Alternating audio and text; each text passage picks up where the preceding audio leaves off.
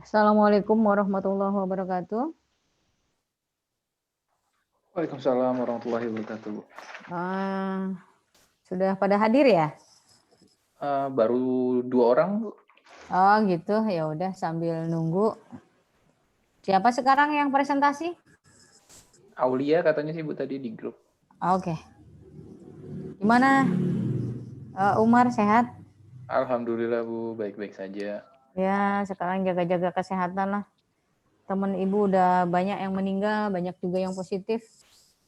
Jadi gimana kondisinya memang seperti ini. Iya, lagi banyak yang kena sekarang di Jakarta, Bu. Iya, Saya lagi sebenarnya. dari undangan-undangan dari teman-teman juga.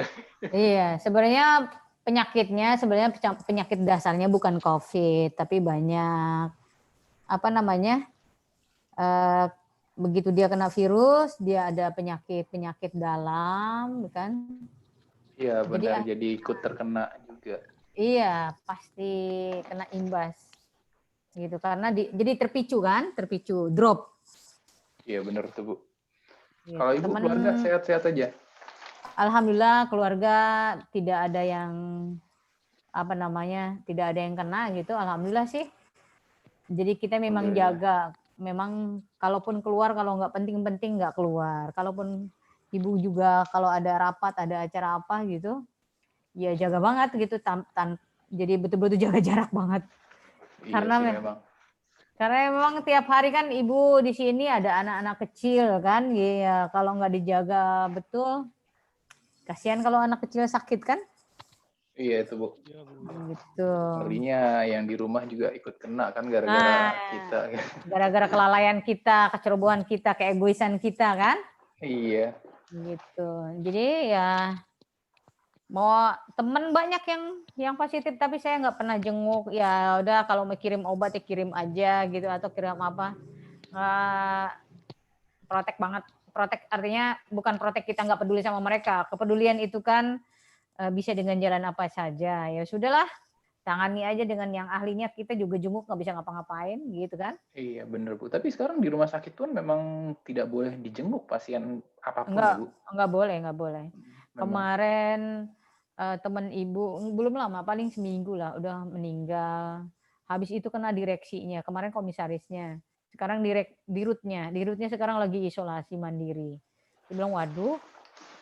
Jadi malah sekarang teman ibu sekeluarga nih, ketua KPU Kota Bekasi sekeluarga, anak-anaknya, ibunya semua kena kecuali dia sama suami yang masih negatif. Nah, kan jadi iya. Kalau kayak gitu repot ya, pusing juga ya anaknya kena. Iya, kalau anak kena kan bingung kita, emaknya negatif, bingung ngurusnya gimana kan? Iya bener juga, mau Gitu. diurusin Jadi juga nggak bisa gabung jadi satu gitu. ya tadinya anaknya mungkin ya nggak nurut sama emaknya, disuruh. Ya namanya bocah kan, bocah anak tanggung ya nggak tahu sendiri kan? Iya bener lagi Kan senang-senangnya bergaul. bandel, nggak pakai masker ya gitu.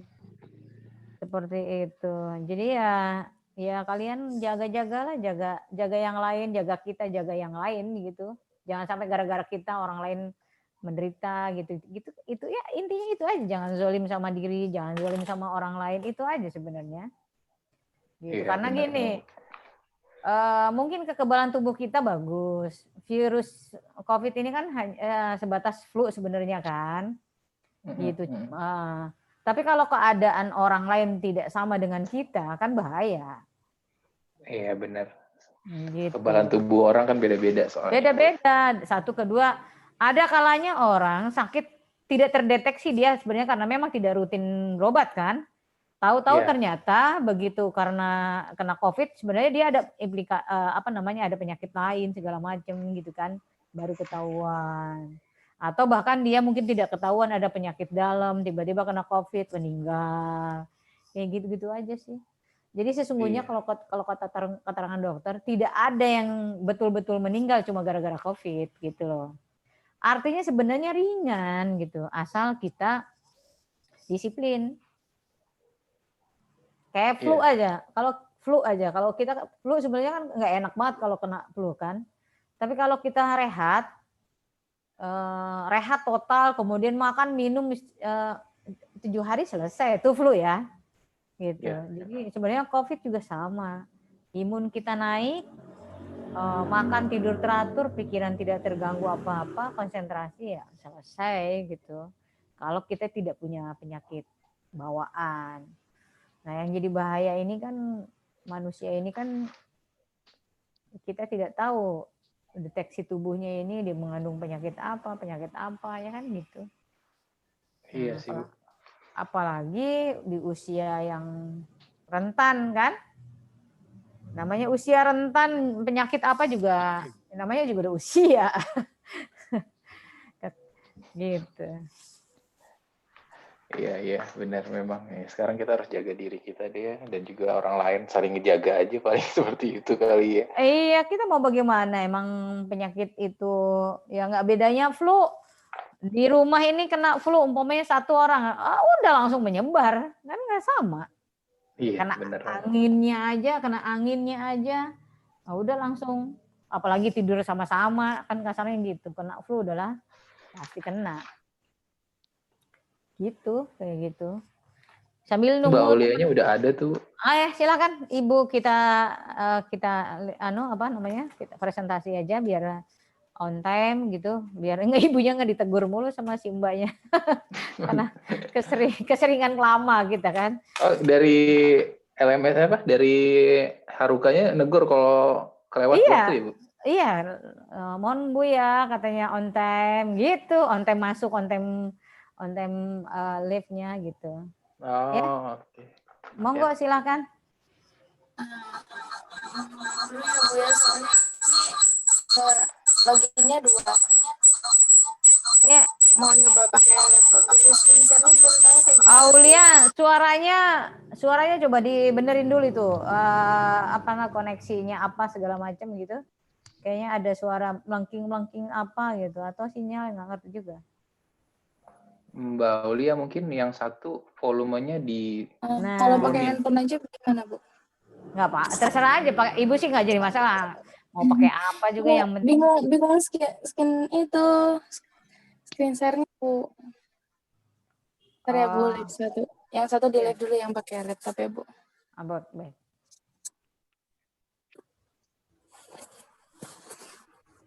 Sebentar ya Bu ya. Nah, kan cantik lihatnya. Jadi nggak sendirian Ibu. Iya Bu. Screen share-nya gimana ya Bu ya? Dari dokumen Ya? kali ya? Ya, boleh dari mana Screen share-nya. Ya, diklik aja screen share-nya di situ. Iya.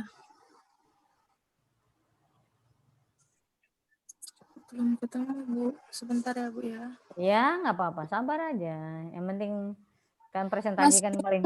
Belum pernah itu sih. Umar diajarin coba bagaimana caranya share dari handphone. Aduh, dari handphone saya juga belum pernah sih. Dokumennya ada nggak di handphone? Ada Bu. Ya kalau ada ya tinggal di share aja. Diklik aja itu yang hijau tuh di situ screen share-nya. Nah, itu ya, udah tuh. Nah, ada. Udah Bu. Nah, tinggal diambil filenya ada di mana? Sebentar ya Bu. Iya, nggak apa-apa. Nyantai.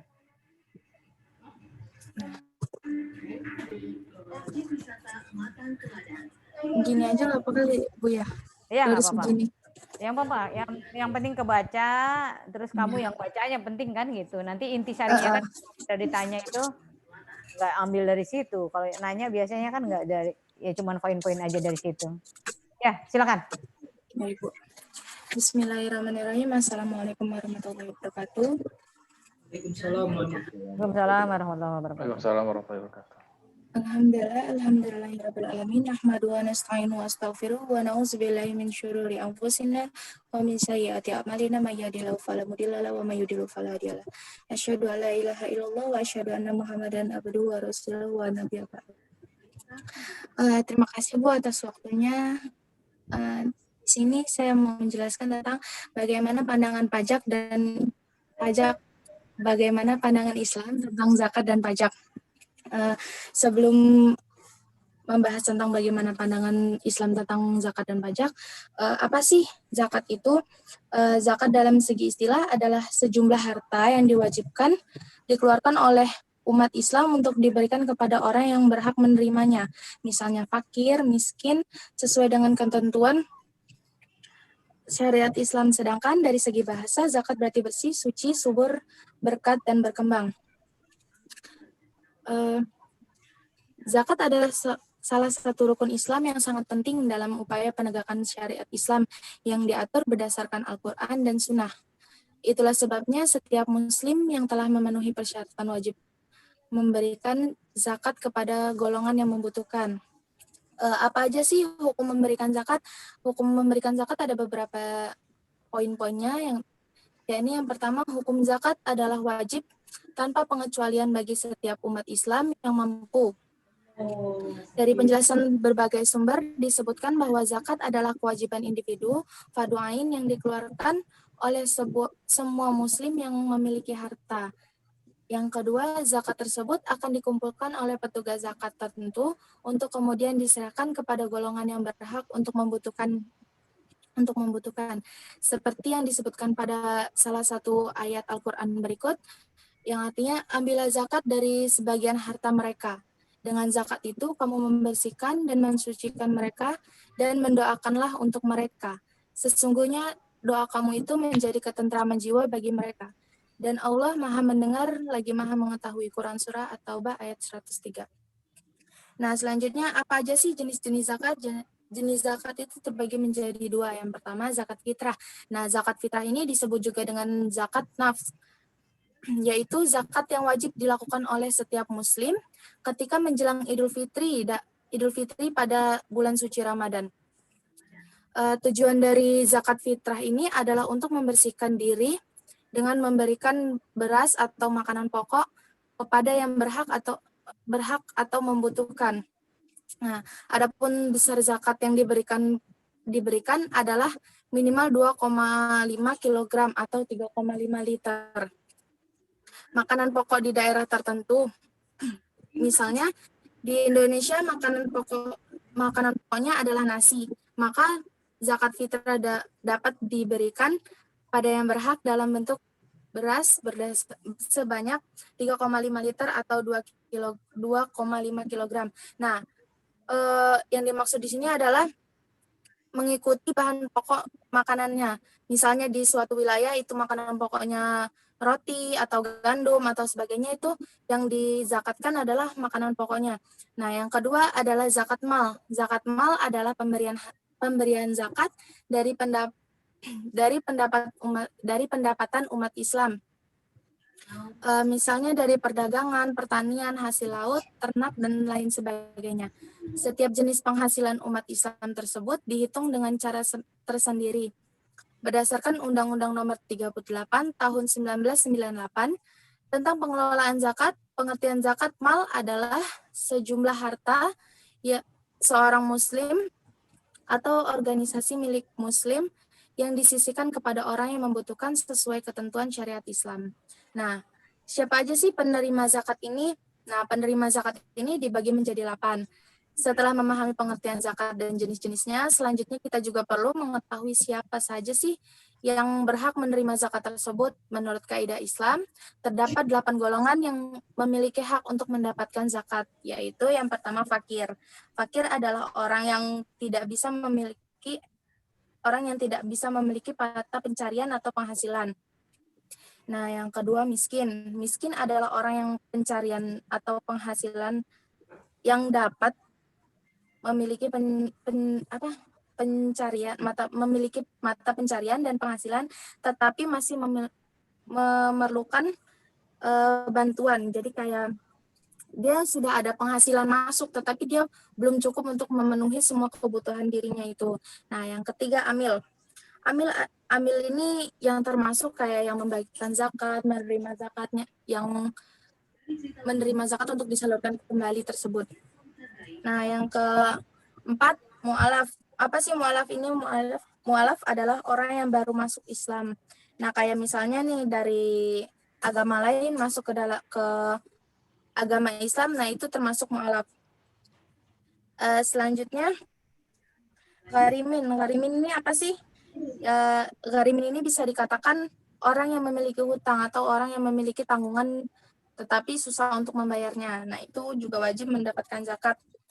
Yang selanjutnya, fisabilillah, yakni orang yang dalam keperluan agama. Yang dimaksudkan di sini adalah seperti kayak guru ngaji, kiai itu. Nah, seperti itu.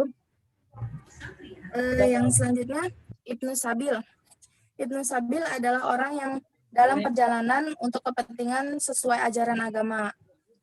Selanjutnya, hamba saya atau bisa disebut juga rikob adalah memerdekakan budak. Selanjutnya, apa sih syarat wajib zakat? Nah, syarat wajib zakat dibagi menjadi beberapa, yakni yang pertama muslim, dan bagi yang non muslim itu tidak wajib. Yang kedua merdeka, yang ketiga memiliki harta yang mencapai nasab, tidak ada syarat balik dan sehat jiwa. Artinya bagi anak-anak kecil yang belum balik dan orang yang gila tetap wajib dikeluarkan zakatnya. Adapun syarat nisab adalah yang pertama hendaknya lebih dari kebutuhan-kebutuhan penting seperti makanan, pakaian, tempat tinggal, kendaraan, dan sarana untuk mencari nafkah. Yang kedua, selama satu tahun ini hitungan kalender Hijriah ya. Permulaannya dihitung sejak memiliki nisab dan harus cukup selama 1 tahun penuh. Yang ketiga, untuk zakat tanaman dikeluarkan pada waktu panen. Syarat kekayaan wajib yang dizakati. Nah, ini yang sering dipertanyakan nih, apa aja sih yang harus dizakati? Nah, yang pertama milik sepenuhnya. Harta yang dimiliki dan diambil manfaatnya secara penuh. Harta tersebut didapatkan secara halal seperti usaha, warisan, pemberian negara atau orang lain dan cara-cara yang sah. Yang kedua, cukup haul. Nah, cukup haul ini apa sih? Yang dimaksudkan di sini adalah harta tersebut dimiliki genap setahun selama 354 hari menurut tanggalan Hijriah atau 365 hari menurut tanggalan Masehi. Selanjutnya adalah berkembang.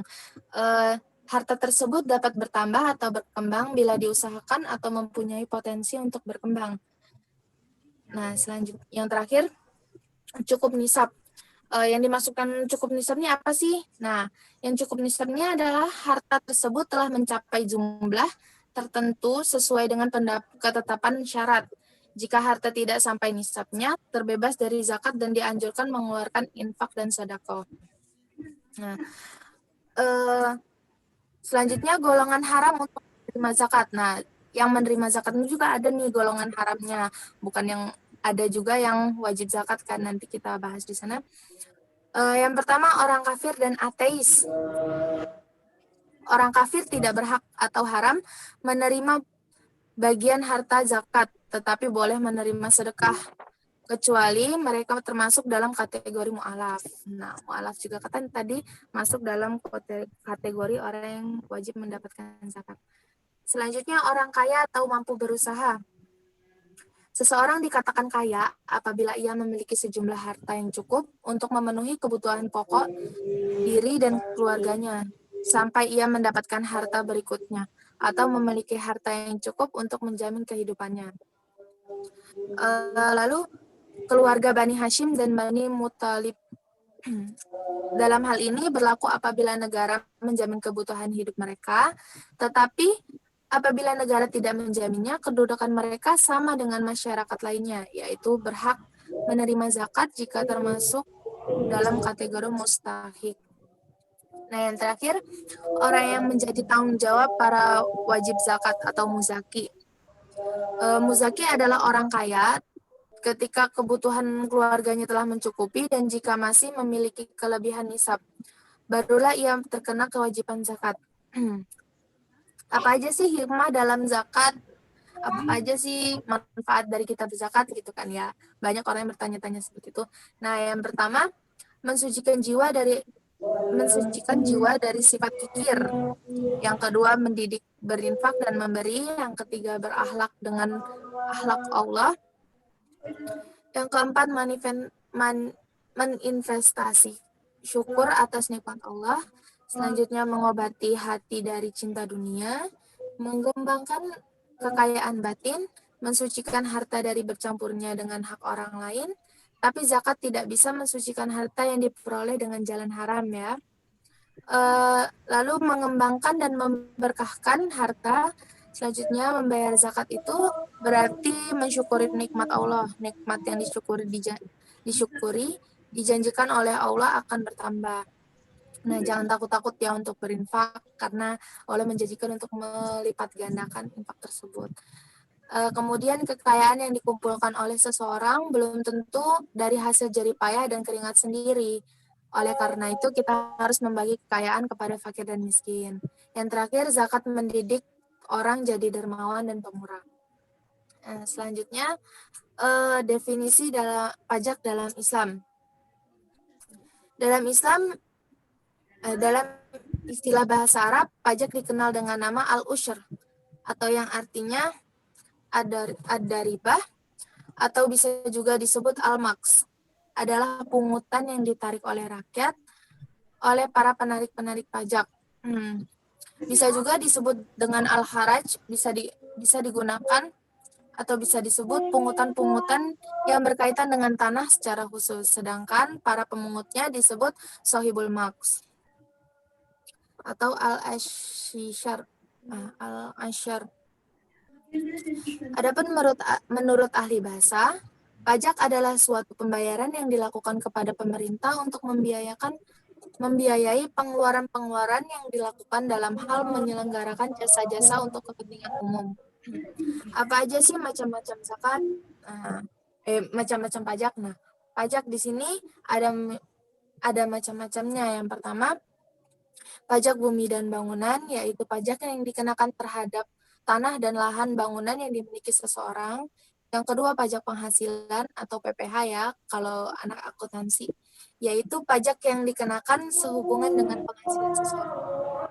Pajak pertambahan nilai, pajak barang dan jasa, pajak pengeluaran barang mewah ini ya aturannya ya. Terus pajak perseorangan, yaitu pajak yang dikenakan terhadap setiap perseorangan atau badan lainnya. Yang terakhir pajak transit atau peron dan sebagainya. Apa aja sih persamaan pajak dan zakat? Nah, zakat dan pajak memiliki persamaan karena perintah mengeluarkan sebagian harta dijalankan menurut aturan tertentu yang menaungi sebuah kelompok masyarakat. Zakat dibayarkan berdasarkan syariat Islam, sedangkan pajak dibayarkan menurut undang-undang perpajakan yang berlaku dalam sebuah negara. Persamaan pajak dan zakat selanjutnya adalah besarnya pembayaran ditentukan menurut prosentase tertentu dan berlaku untuk orang-orang yang memenuhi syarat. Keduanya juga berperan dalam membangun kesejahteraan kelompok dan masyarakat tertentu. Nah, kalau tadi persamaan, sekarang perbedaan pajak dan zakat nih. Perbedaan pajak dan zakat, yang pertama, dalam hal menerima zakat dibayarkan melalui amil zakat atau pengelola zakat.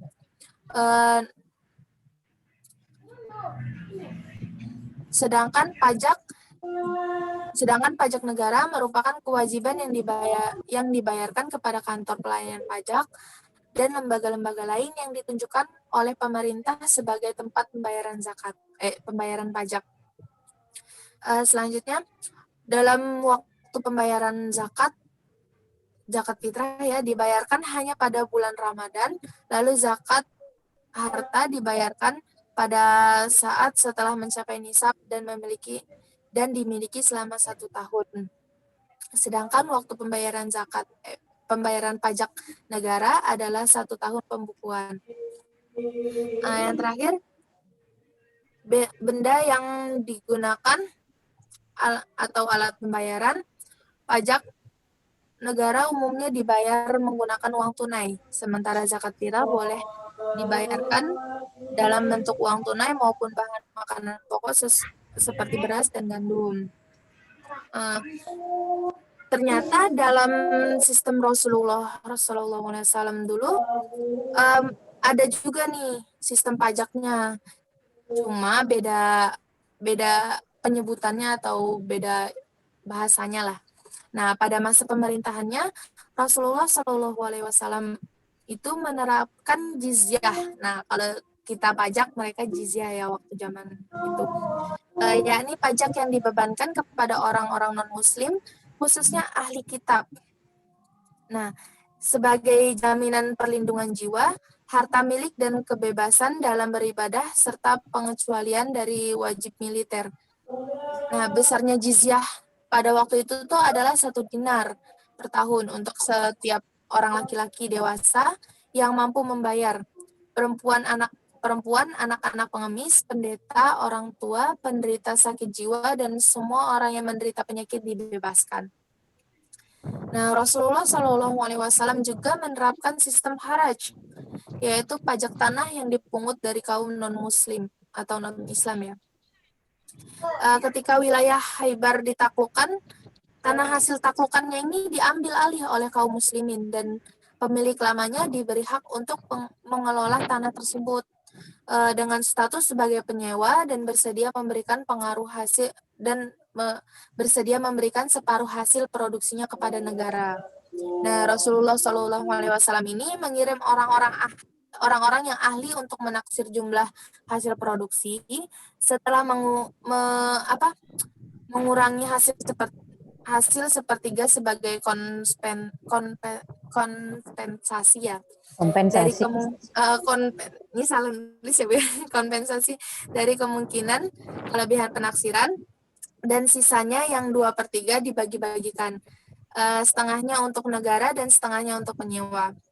Dalam perkembangannya, haraj menjadi sumber pemasukan bagi negara. Nah, itu sistem pajak pada zaman Rasulullah. Kedudukan pajak dalam Islam nih kayak gimana sih? Nah, ini yang intinya ya. Mengenai hukum pajak dalam Islam ada 2 pandangan, yaitu yang pertama menyetujui kebolehan dari adanya pajak. Nah, yang kedua memandang bahwa penarikan pajak merupakan suatu tindakan kezaliman yang hal tersebut merupakan haram. Nah, Rasulullah SAW pernah menerangkan kepada para sahabatnya radhiyallahu anhum bahwa akan datang di akhir zaman para pemimpin yang zalim. Kemudian beliau ditanya tentang sikap kaum muslimin. Bolehkah melawan atau memberontak? Lalu Rasulullah SAW menjawab, tidak boleh selagi mereka masih menjalankan sholat. Selain itu juga dijelaskan pada surat An-Nisa ayat 59 makna ketaatan pada ulil amri yang bunyinya bismillahirrahmanirrahim, ya ayyuhalladzina amanu atiullaha wa atiur rasula wa ulil amri minkum fa in tanazaqtum fi syai'in farudduhu ilallahi wa rasulihi in kuntum tu'minun billahi wal yaumil akhir dzalika khairun wa ahsanu taqwilan. Yang artinya, hai orang-orang beriman, taatilah Allah dan taatilah Rasulnya dan ulil amri di antara kamu. Kemudian jika kamu berlainan pendapat tentang sesuatu, maka kembalikanlah ia kepada Allah, Al-Quran dan Sunnah dan Rasul Sunnahnya. Jika kamu benar-benar beriman kepada Allah dan hari kemudian, yang demikian itu adalah lebih utama bagimu dan lebih baik akibatnya. Quran Surah An-Nisa ayat 59. Nah, pada ayat tersebut dapat disimpulkan bahwa ketaatan tersebut juga memiliki batas, yaitu pada hal yang bersifat ma'ruf saja, bukan pada hal yang tidak ma'ruf. Hal ini yang menjadi pertimbangan saya akan pandangan ini, bahwa pajak tersebut lebih baik dibayarkan sesuai dengan hukumnya, dikarenakan pajak tersebut pada akhirnya akan dinikmati masyarakat dalam bentuk layanan-layanan yang diberikan oleh negara. Nah, kesimpulannya, pajak dalam Islam ini adalah mengenai kedudukan pajak dalam Islam. Sampai saat ini masih banyak yang berbeda tanggapan di Indonesia ya. Dalam kalangan ulama, pajak dalam Islam itu haram hukumnya. Dan ada juga yang mengatakan halal dan sah-sah saja. asalkan tujuan dan fungsi dari pajak tersebut benar-benar difungsikan untuk hal yang baik dan menguntungkan semua orang dengan tidak ada paksaan atau perampasan secara paksa. Nah, di dalam Islam, pajak dan zakat ini hampir sama tujuannya, yaitu meningkatkan kesejahteraan melalui dana yang dikutip dari masyarakat, namun keduanya tentu memiliki perbedaan, sedangkan pajak dalam non-Islam atau kapitalis dipungut dari warga untuk membangun negara. Sekian, Bu. Penjelasan saya, kurang lebihnya saya mohon maaf. Kepada Allah saya mohon ampun. Billahi taufiq wal hidayah. Wassalamualaikum warahmatullahi wabarakatuh. Salam. Ya, silakan dibahas, diskusikan siapa yang mau bertanya gitu. Terima kasih Aulia. Oh ini Aulia kelompok berapa ya? Gini Bu, kan Aulia ini aturan minggu terakhir ya. Oh Cuma kan iya. aku pada belum bisa maju Bu. Daripada Ya nggak ada yang apa-apa. maju gitu. Tapi nanti share materi, share apa? Hasil diskusinya apa? Materinya ini atau apa namanya PPT-nya sesuai dengan jadwal di akhir ya.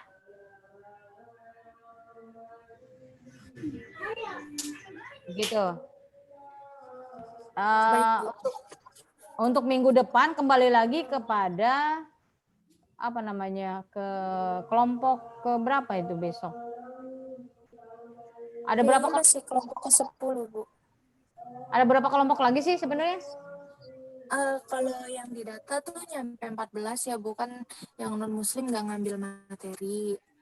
Nah, kalau yang muslim nyampe 14 kayaknya Bu. Nah, Aulia itu yang terakhir Bu. Oh iya. Ya wes nggak apa-apa. Berarti materi yang masuk seharusnya minggu sekarang dibahas nanti minggu depan. Silakan kalau mau bahas terkait zakat pajak, monggo. Umar, Abdurrahman, terus siapa lagi? Ya silakan. Mau dibahas apa? Mau dalam bentuk pertanyaan atau mau sharing saja, nggak jadi masalah. Yang penting pembelajaran ini berlangsung, kemudian kita diskusi gitu. Atau kita mau ngobrol bicara pajak dan zakat di Indonesia ini seperti apa? Ya silakan. Assalamualaikum warahmatullahi wabarakatuh. 30 menit lagi nih kita sampai pukul 20. Oke. Assalamualaikum warahmatullahi wabarakatuh. Waalaikumsalam warahmatullahi wabarakatuh. Satu hal yang saya tanya sih Bu sebenarnya, kalau zakat kebetulan sedikit mengerti ya gitu ya, tapi saya bertanya tentang lebih kepada pajak sebenarnya, karena kebanyakan yang menghalalkan pajak di sini adalah ijma kalau yang saya lihat ya. Sedangkan dari hadis Nabi sendiri itu nggak pernah ada yang nyebut masalah apa namanya menghalalkan tentang pajak itu sendiri.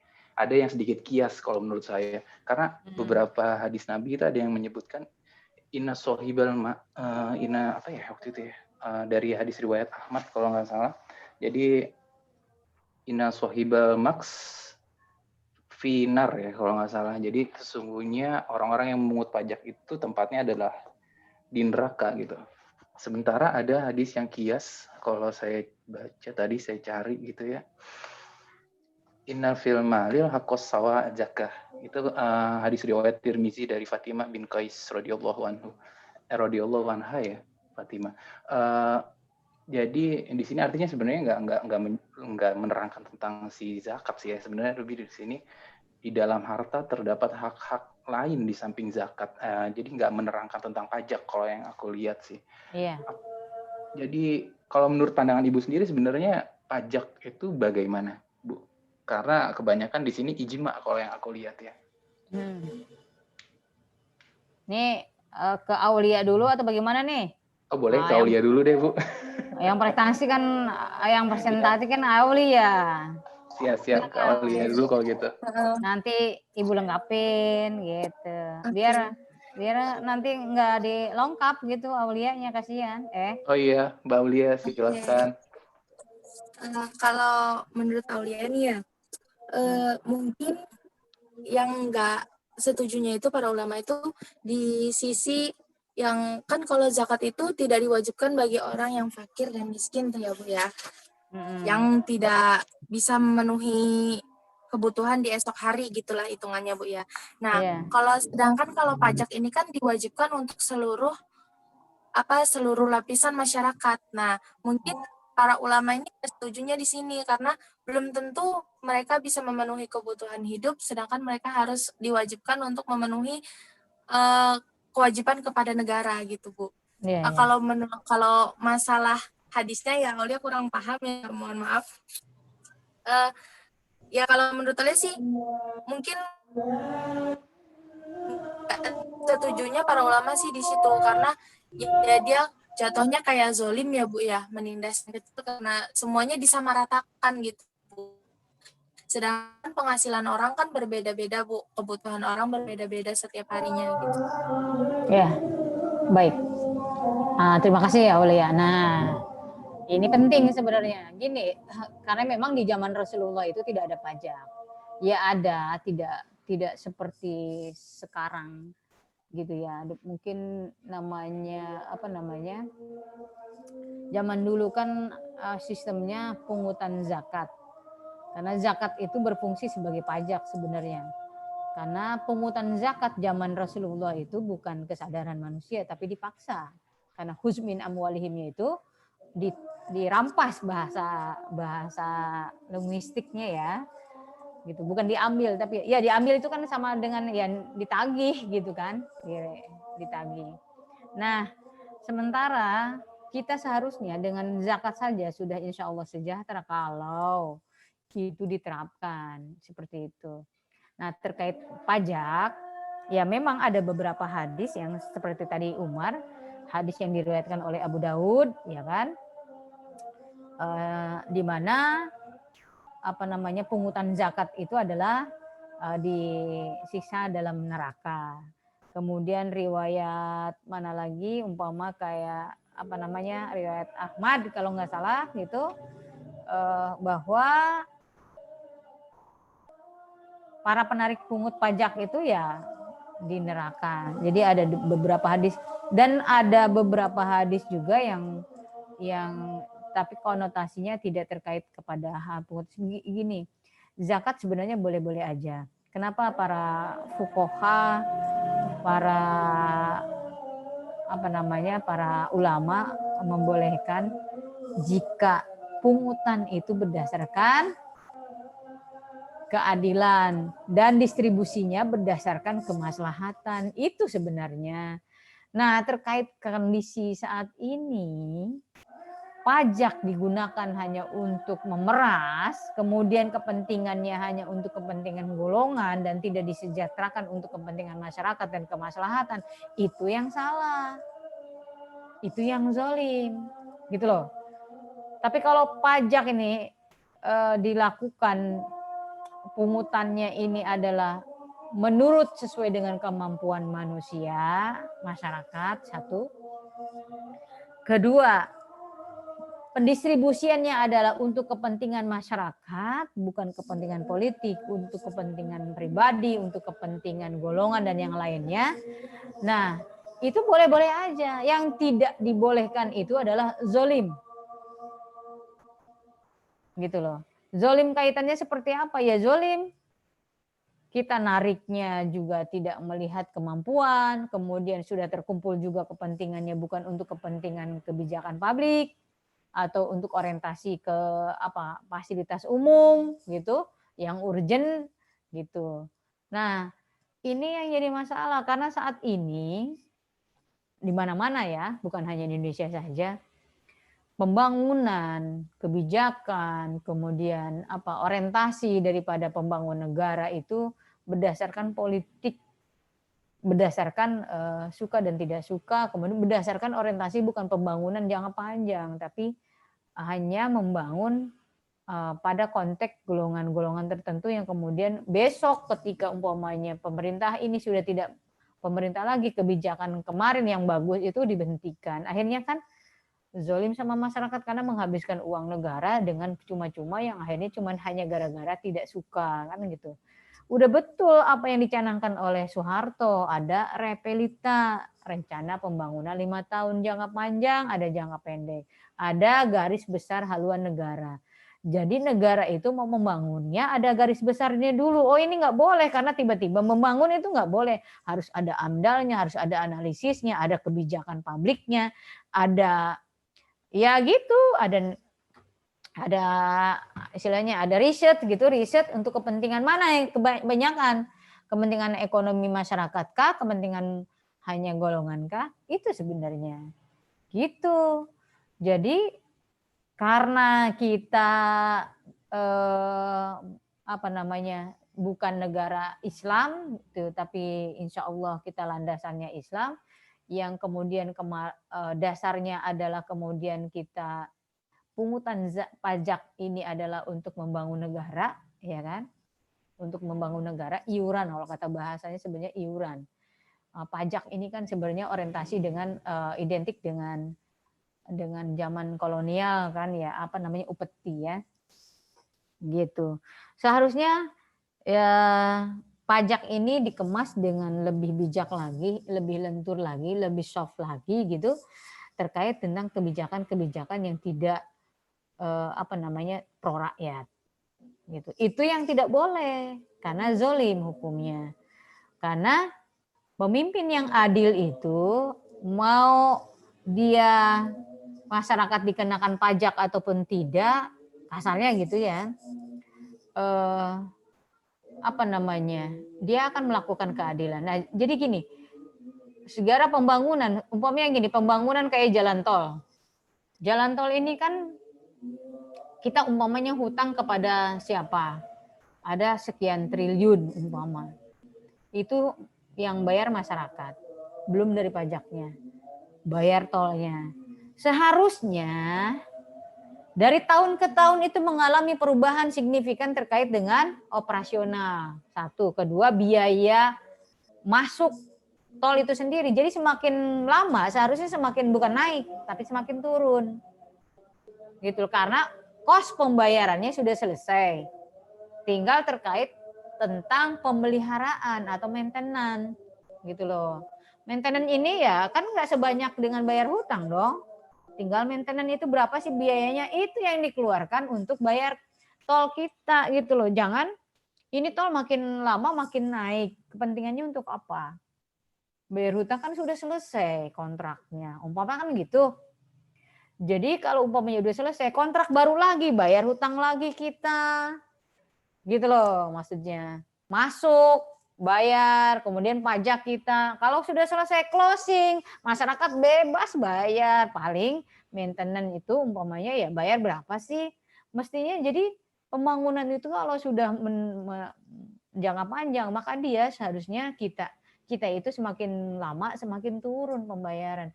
Itu kebijakan yang betul seharusnya gitu loh. Jangan semakin lama semakin menumpuk. Itulah mestinya pembiayaan itu kan pembiayaan kepada luar negeri umpama atau pembiayaan kepada perusahaan mana kan yang bayar kita masyarakat. Loh masa nggak tuntas kebayar kan gitu maksudnya gitu loh. Jadi nggak bedanya kita di rumah nih gaji kita cuma 5 juta. Kita mau beli apa nih? Cicil umpamanya. Ya kan nggak mungkin kita cicil beberapa kali barang dengan cicil. Habis kemampuan kita dalam sekian sebulan aja kita nggak mampu. Kasarnya gitu. Ya selesaikan satu-satu dulu. Oh ini setengah gaji selesai. 2 tahun udah. Setelah 2 tahun berarti kan kita terbebas dari hutang itu. Kontrak lagi dengan hutang baru umpama seperti itu. Seharusnya itu jangan ditumpuk. Ini tidak selesai inputnya, outputnya seperti apa, udah numpuk lagi, hutang lagi. Loh, lama-lama masyarakat kan jadi sapi perah. Nggak jelas peruntukannya untuk mana, kan nggak jelas. Mestinya per item proyek itu jelas gitu loh maksudnya. Jangan diglobalisasi, ya nggak jelas akhirnya mana yang sudah selesai, mana yang sudah jadi aset negara, Jadi ya diinventarisir gitu loh maksudnya. Ini sudah lunas, ini udah jadi milik kita. Kan jadi kajian asetnya kan jelas. Ada aset yang kita punya dari negara ini. Seharusnya itu seperti itu ya. Jangan kemudian justru kita nggak tahu nih report negara ini apa. Kekayaan kita ada berapa, aset ada berapa, utang kita ada berapa umpama. Bayar yang sudah bayar kemarin-kemarin itu reportnya seperti apa. Kan kayak gitu-gitu. Nggak bedanya dengan alur masuk uang bank, laporan keuangan perusahaan dan yang lainnya kan sama aja sebenarnya, cuma skupnya lebih besar. Gitu seharusnya. Jadi tidak jadi masalah sebenarnya pajak gitu. Kenapa riwayat Daud kemudian mengungkapkan bahwa Rasulullah itu bahwa pajak ini bahwa akan menjerat kepada neraka? Ya wajar. Ya kalau zolim ya siapa yang nggak ke neraka? Ya ke neraka. Karena apa? Zolim kepada masyarakat. Orang tidak mampu kok dipecut. Kan sama aja dengan dipecutkan badannya. Orang tidak mampu. Sekarang gini. Apalagi di era sekarang. Pajak bumi bangunan umpamanya tanah. Tanah tidak ada bangunannya atau tanah tidak ada hasil usahanya. Dinaikkan umpamanya. Kondisinya sekarang. Tanah ini kalau sudah NJOP-nya naik, mau dijual aja susah karena siapa yang mau beli? Peruntukannya untuk apa? Sekarang kalau petani mau nanam singkong untuk bayar pajak pun, untuk dalam 1 tahun aja sudah tidak mencukupi untuk bayar pajaknya, sudah mampu, tidak nyampe gitu loh akumulasi rugi labanya, nggak nyampe gitu loh. Untuk hasil laba daripada tanaman-tanaman masyarakat itu untuk bayar pajak pun tuh nggak nyampe. Karena apa? Nggak imbang antara bayar pajak dengan penghasilan tanah. Itu maksudnya. Kan bingung masyarakat. Apa nggak itu dipecut? Ya secara kasarnya memang tidak dipecut badannya. Ya tapi kan sama aja nyiksa. Itu loh. Itu kenapa bisa dianalogikan bahwa itu udah masuk neraka ya wajar. Karena apa? Ya zolim. Gitu loh. Makanya harus direvisi. Direvisi itu maksudnya gini, yang sebenarnya yang paling tepat itu adalah maksimalkan zakat. Karena zakat itu kan sesuai dengan kemampuan masyarakat. Dia punya harta berapa ya zakatnya sekian. Gitu. Kalau nanti diakumulasikan, didata umpamanya nih. Maksud Rasulullah itu kan huzmi anwalihim itu bukan begini. Di zaman Rasulullah itu didata. Orang susah di kampung kita, umpamanya nih ibu nih satu kampung. Data nih orang susah, orang miskin. Yang 8 asnaf ini masuknya ada berapa? Itu mustahik ya. Mustahiknya ada berapa? Mustahik ini kan klasifikasinya berbeda-beda, nggak semua sama dan penanganannya juga harus berbeda dong. Ada yang dia miskin tidak punya rumah, ada yang dia miskin tidak punya penghasilan, tidak punya kerja, ada yang dia mustahik zakat itu karena jompo, berarti kan penanganannya, masa jompo dikasih usaha kan nggak mungkin kan? Jompo itu penanganannya dirumahkan, berarti harus ada pembangunan rumah jompo paling tidak kalau sudah ada ya dieksekusi, dirawat sampai dia innalillahi wa inna ilaihi raji'un. Selesai tuh tugas negara. 1. Kedua, kalau umpamanya yatim piatu. Kalau yatim piatu itu dia tingkat anak-anaknya dari mulai TK, maka rawatlah dia sampai dia lulus S1 atau SMA paling minimal sampai dia bisa bekerja sehingga menjadi muzaki. Gitu loh. Jangan terus jadi mustahik, terus tidak dibina, jangan dibinasakan. Dibina sampai dia muzaki. Kalau sudah muzaki berarti kan dia sudah membayar zakat, gitu loh. Analoginya begini, di kampung ibu umpamanya ada mustahik itu ada 200 orang satu kampung, didata dari RT sampai ke mana-mana. Kemudian dari 200 itu diklasifikasikan. Ada jompo sekian, ada yang yatim piatu sekian, ada yang kehilangan pekerjaan sekian, umpamanya yang tidak punya rumah sekian. Kan programnya berbeda-beda. Itu dibikin programnya dari uang zakat tadi. Makanya uang zakat itu harus tersentralisasi. Gitu loh. Diambil dari orang kaya, kumpulkan juga di data orang kaya di kampung kita ini ada berapa orang kaya. Kemudian asumsi dari pendapatan zakat dari orang kaya yang sekitar itu, kita data nih kekayaan sekian, si Anu sekian kekayaannya, maka zakatnya ada sekian. Itu harus dipetakan, dibikin roadmap-nya. Maka jika diasumsikan bahwa kekayaan untuk zakat pada tahun ini di kampung ibu umpamanya ada 2 miliar umpama, dipecah bagaimana caranya program ini untuk mengentaskan kepada 200 orang. Sampai dia menjadi muzaki. Satu-satu. Jangan target 1 tahun itu kemudian harus jadi. Jangan.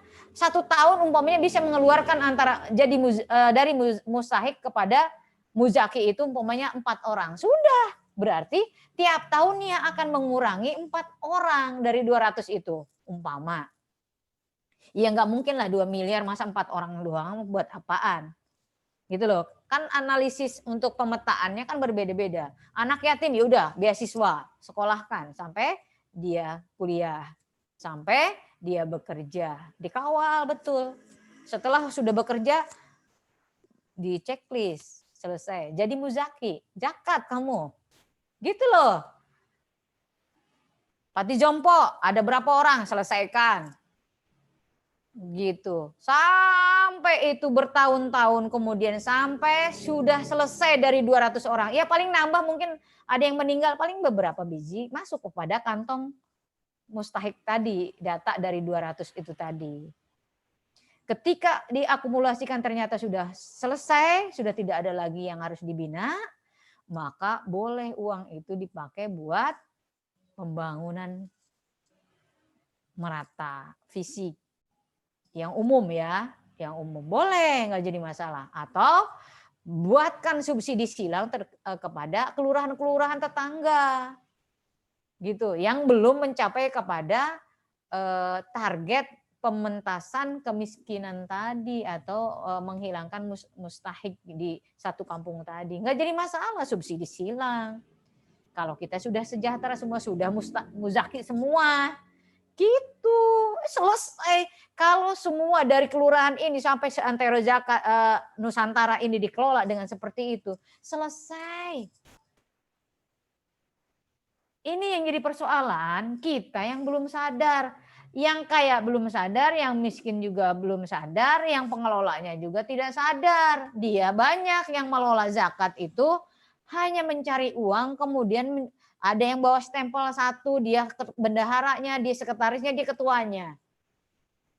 Di masjid juga nggak tahu kemana uang zakat.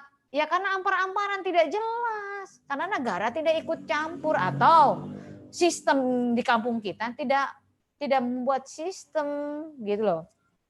Itulah pentingnya masjid dibuat koperasi syariah, kelola zakat, kemudian berdayakan, implementasikan usaha mikro dimaksimalkan, yang muzaki diberdayakan, yang mustahik dihilangkan. Ada berapa sih masjid di kita, umpamanya di Ibu aja udah berapa? Coba kalau semua masjid bekerja, fungsi masjid itu jangan hanya untuk sholat, kan di zaman Rasulullah fungsi masjid itu multifungsi. Sekarang masjid untuk musafir aja sudah tidak nerima. Bagaimana mau sejahtera dan bagaimana kita mau tanha anil fahsya'i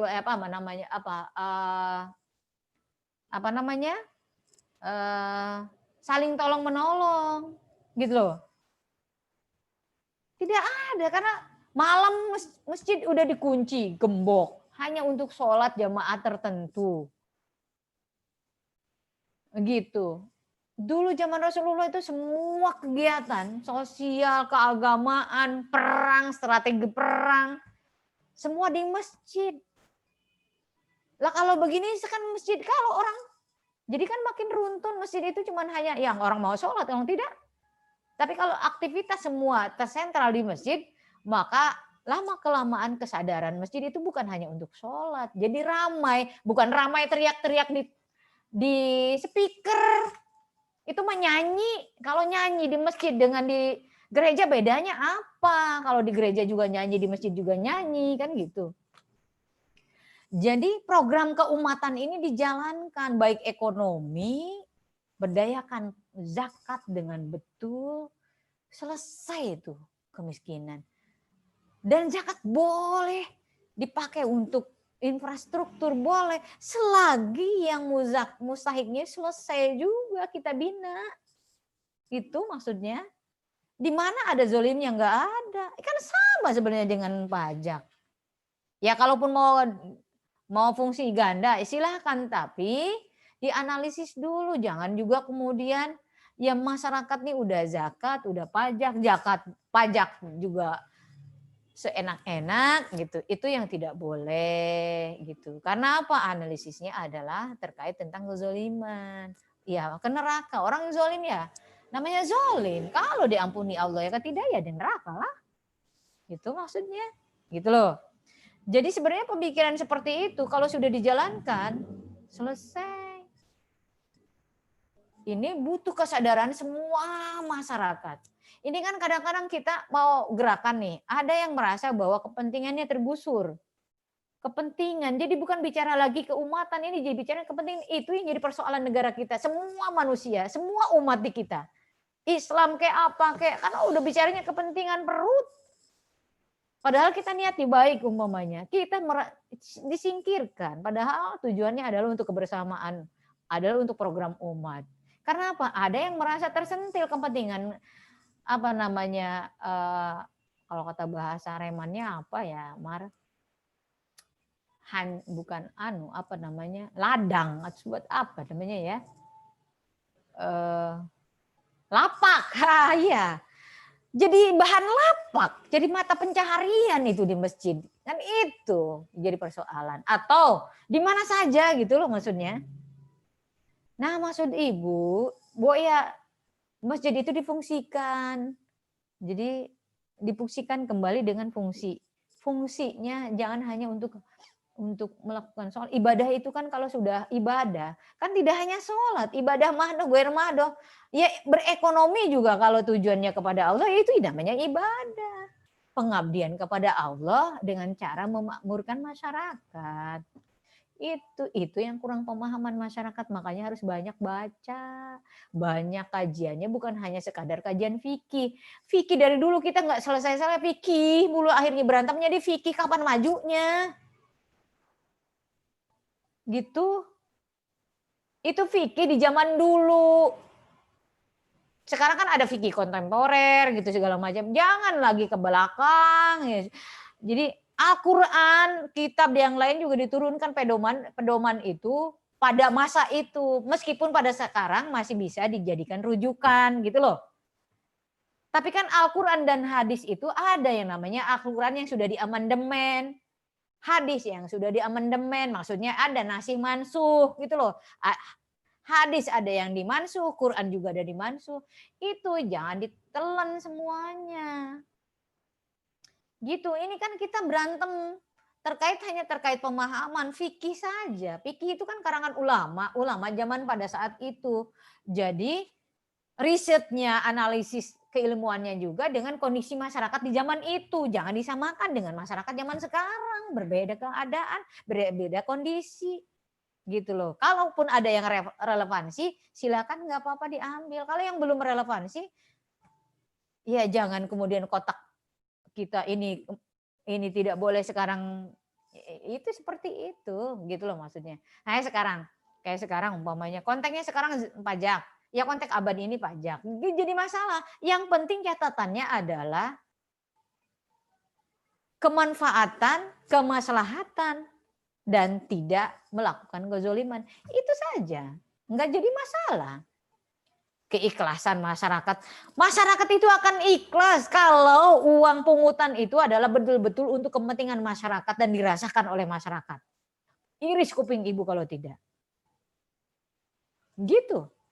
Kalian juga mungkin akan merasa begitu. Oh iya, apa yang kita sumbangkan kepada negara ternyata dipakai untuk begini.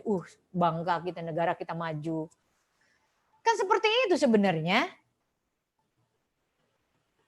Gitu. Tapi kalau umpamanya kita sudah diperas, kemudian negara juga tidak maju, yang makan itu hanya orang-orang tertentu yang kemudian dimanfaatkan hanya untuk kepentingan politik yang tidak jelas, orientasinya itu juga bukan untuk publik, untuk umum, kan sesek napas kita. Itu yang bikin zolim. Oleh karenanya, udah akidah akhlak kita yang sekarang dibina. Kejelekan itu dibinasakan. Pemimpin-pemimpin yang orientasinya tidak visioner ke depan bagaimana membangun negara ini untuk kebersamaan, dibuang. Caranya apa? Kita yang sadar masyarakat memilih pemimpin dengan baik. Itu sebenarnya masalahnya ada di kita juga. Gitu loh. Kembali kepada masyarakat. Semua kan kembali kepada masyarakat. Masyarakat yang bangun, masyarakat yang milih, masyarakat semua kepada kita semua. Kalau semuanya sadar, insya Allah semua ya gitu. Tidak hanya satu. Sekarang gini, kita dipimpin oleh seorang nabi pun, kalau kondisi masyarakat yang kita dalam keadaan seperti sekarang, tetap chaos. Karena posisinya masyarakat kan tidak tahu itu nabi. Lah kurang bagaimana sih kita dipimpin negara kita ini? Waliullah sudah, Gus Dur wali. Apa tidak dicerca juga seorang wali? Bahkan ditelanjangin loh, dituruninnya juga dipaksa loh, gitu. Zolim. Karena apa? Menurunkan hanya berdasarkan kepentingan politik, bukan kepentingan masyarakat. Justru Gus Dur sudah mengorbankan dirinya untuk kepentingan masyarakat. Udah, nggak usah berantem, saya nggak apa-apa mundur, saya nggak apa-apa berhenti, yang penting masyarakat tidak berantem. Iya, itu yang betul.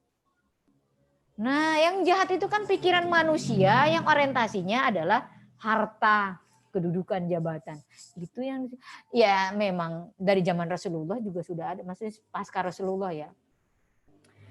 Pasca Rasulullah wafat juga itu sudah terjadi perang berdasarkan karena ya perebutan tahta, perebutan kedudukan, khalifah, siapa yang duduk. Akhirnya muncullah sekte-sekte. Itu kan akibat dari politik sebenarnya. Pemahaman, enggak bedanya sekarang kita hujat pemahaman ini, si ini sesat, si itu enggak bedanya sekarang. Zaman dulu seperti itu juga menyesatkan orang. Si ini NU begini, ini kayak gitu-gitu, muncullah aliran ini, muncul ini mengini. Karena apa? Kepentingannya politik. Itu Umar, Aulia, teman-teman semuanya. Jadi PR kita apa? Ya kita sadarkan semua masyarakat, termasuk diri kita. Gitu. Jangan nyalahkan pemerintah, semuanya yang salah ya semua, kita salah. Kenapa kita milih yang nggak benar? Umpama kan gitu. Kalau ada yang nggak benar, gitu. Partai politiknya partai politiknya kan dibuat oleh masyarakat. Yang milih juga masyarakat. Kenapa partai politik memilih calonnya nggak bagus-bagus? Kepentingannya apa? Duit lagi aja.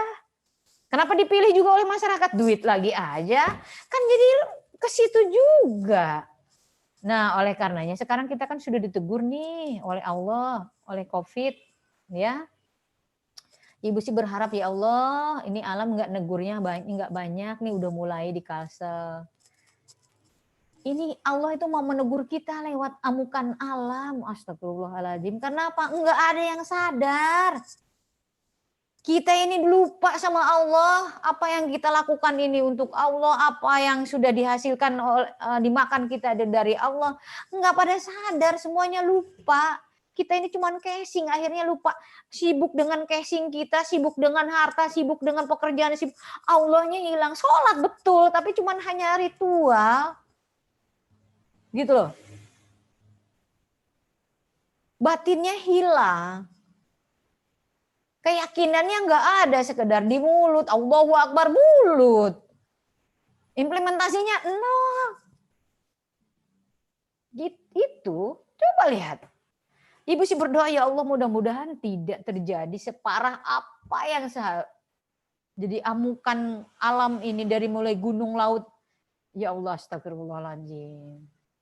Apa karena murka? Alam sudah nggak mau dengar kita saling hujat gitu. Negurnya dengan cara apa lagi sih? Saling caci, saling hujat, saling jolimin. Ini kan di kita ini sudah angkara murka ini sudah merajalela kemana-mana. Bahkan kita sendiri sudah zolim terhadap diri kita sendiri. Sudah lupa sama Tuhan kita. Itu sebetulnya. Oleh karenanya Allah mengingatkan kamu tuh kembali kepada Allah, kamu kembali kepada Allah, kamu kembali kepada Allah. Orang yang sholat tiap hari itu belum tentu juga dia bersama Tuhan. Itu maksudnya. Karena apa? Implementasi dari kehidupannya, pola pikirnya, perilakunya tidak mencerminkan sholatnya. Itu sesungguhnya. Gitu. Ya sekarang kalau orang berilmu masih mencaci orang lain, apa itu disebut berilmu? Apalagi kita yang awam. Gitu loh. Jadi keseimbangan alam itu penting. Oleh apa? Oleh keseimbangan diri kita antara tubuh dengan jiwa, antara pemahaman dengan implementasi, antara gerak dengan hati, antara pikiran dengan hati sejalan dengan pikiran. Itu butuh keseimbangan. Kalau semua orang sudah menemukan jati dirinya, maka akan kembalilah jati diri bangsa kita. Maka alam juga akan tenang. Ya kalau orang semua banyak mencaci, alam juga goyang karena nggak seimbang. Gitu. Karena apa? Alam aja disia-siakan kok. Mana coba? Ada terima kasih nggak sama alam? Nggak ada. Apalagi sama Allahnya. Itu maksudnya. Ya, kayak gitu. Jadi masalah usulan pajak, monggo dijalankan tidak jadi masalah. Dengan catatan tadi. Oh Bu, zakat juga berjalan, silahkan berjalan. Tidak jadi masalah, asal tidak ada kemadaratan. Yang penting untuk kemaslahatan, tidak jadi masalah. Nggak usah terjebak kepada teori. Tapi bagaimana outputnya? Outputnya adalah maslahat, insya Allah jannah. Kalau outputnya, inputnya pun kebaikan, nilainya kebaikan. Gini, zakat baik kan? Ketika ibu punya uang 2 miliar berzakat seperti apa yang dilakukan yang dulu-dulu sudah terekspos. Sampai ada yang meninggal, cuman bagiin uang 20.000. Jannah apa nar? Neraka. Karena apa? Zolim sama orang. Sombong. Uang 2 miliar itu dari mana? Lupa. Bahwa itu uang Allah, kok kita yang sombong. Itu sebenarnya. Terus bagaimana caranya? Ya udah, kan Allah mengajarkan. Apa?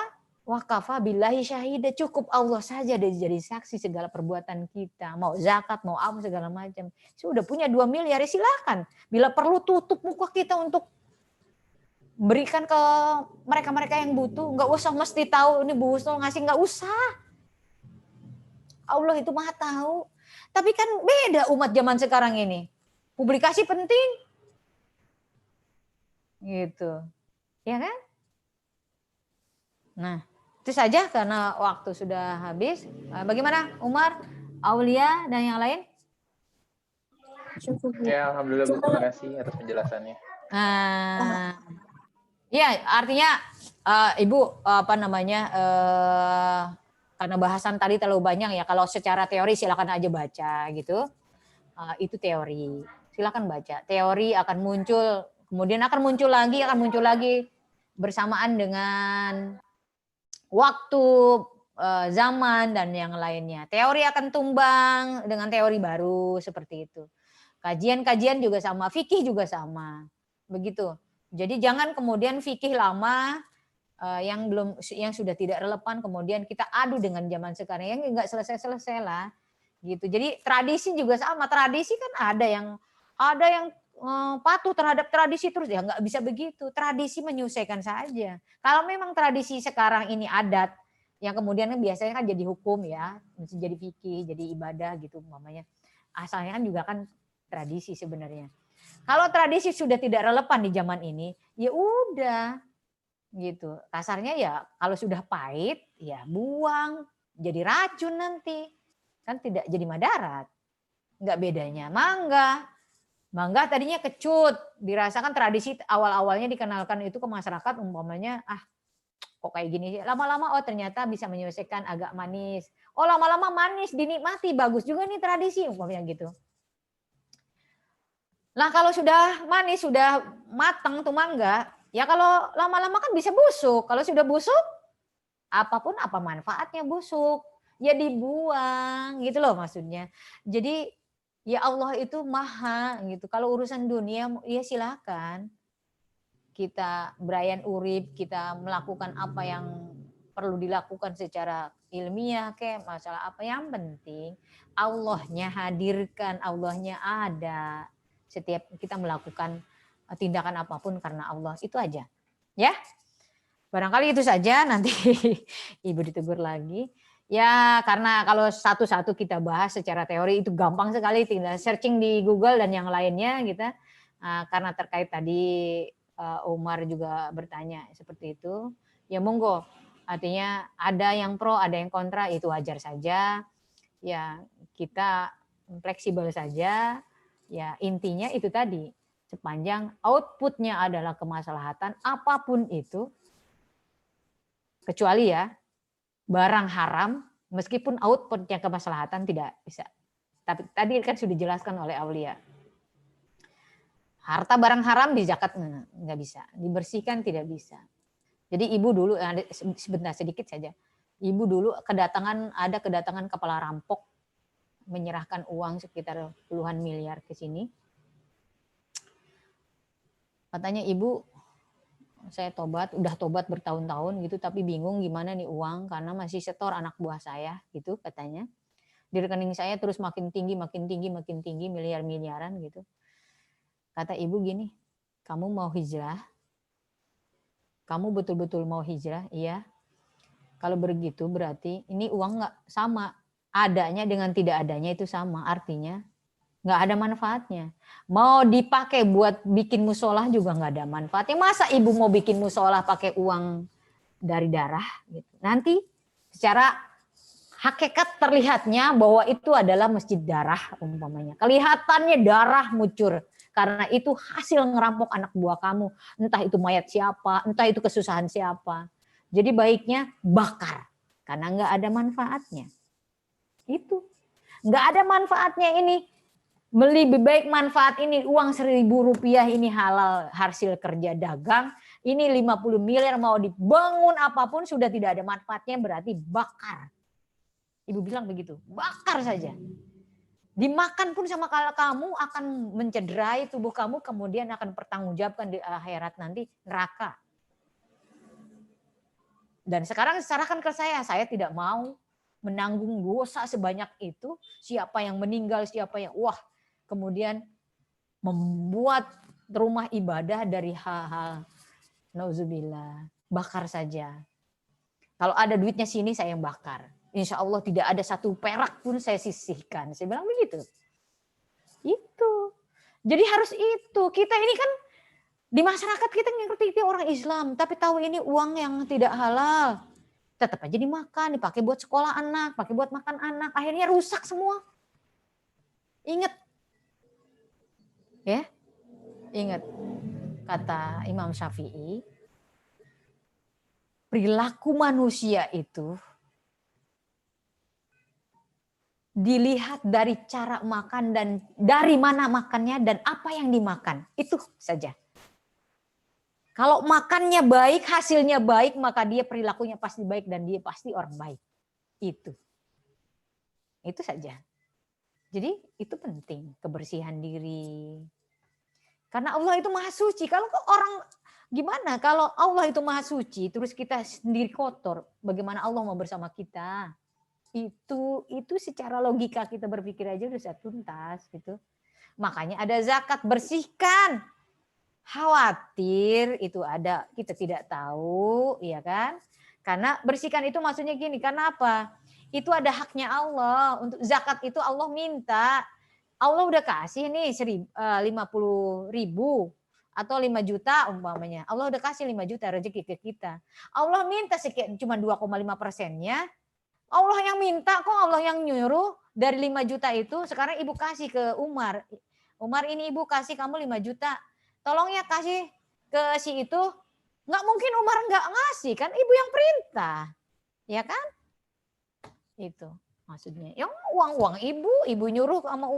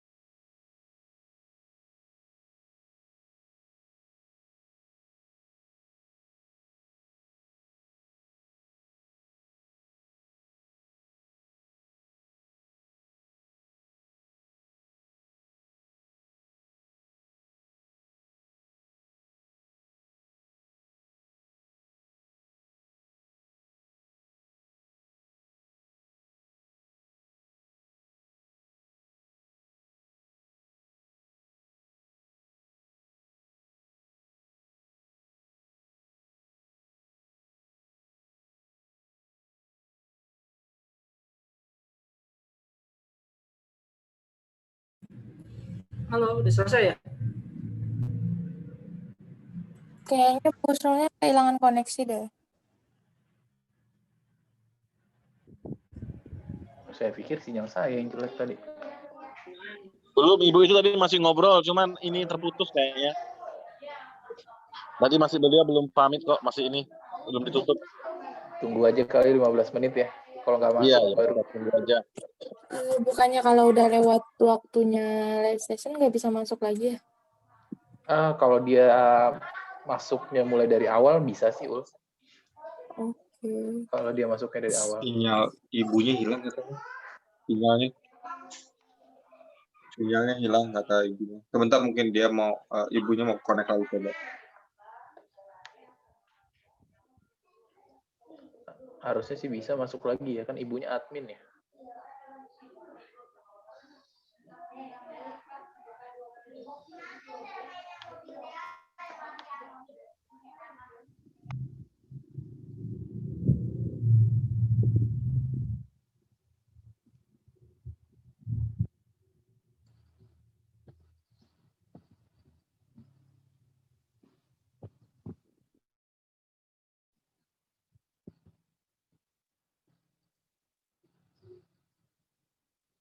Teman-teman, ibunya izin pamitan karena beliau tidak bisa connect lagi dan waktu sudah habis.